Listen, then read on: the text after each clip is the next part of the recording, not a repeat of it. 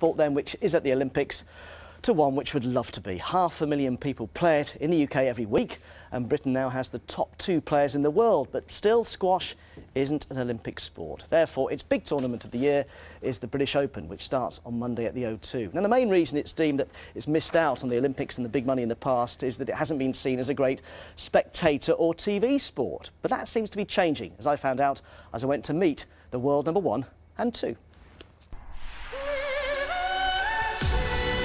On top of the world, the number 1 and 2 in the squash world rankings are now British. They're both living in Yorkshire and both ready to challenge for the British Open next week. But James Willstrop and Nick Matthew can only imagine what life would have been like had squash been included in the Olympics by now. You can't help but cast a couple of envious glances at the sort of benefits everyone is getting from the Olympics, and I don't think there's many sports that are not there that would sort of have as great medal chances as we would have. If James and Nick played with a tennis racket, they'd be multi-millionaires by now, one of these, and they would be going to the Olympics.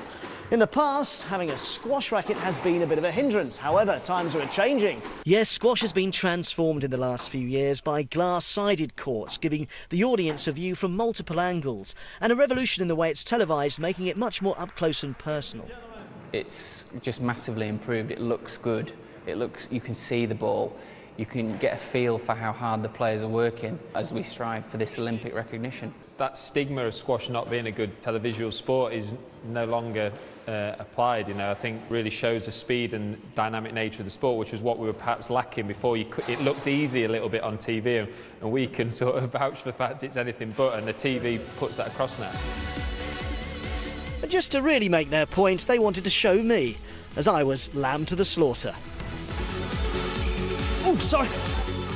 Now, we've all known how good this sport is for increasing your fitness, but look how little the world number 1 James is moving compared to me, who's scampering around all over the place. Oh, I still can't win a point. It's a game about positioning, really, and trying to work your opponent out of position, and you get that, obviously, firstly by being very accurate. To complement that, you also have to be extremely fit. As over 500,000 people who now play in the UK regularly can vouch for, as James and Nick inspire the next generation as well.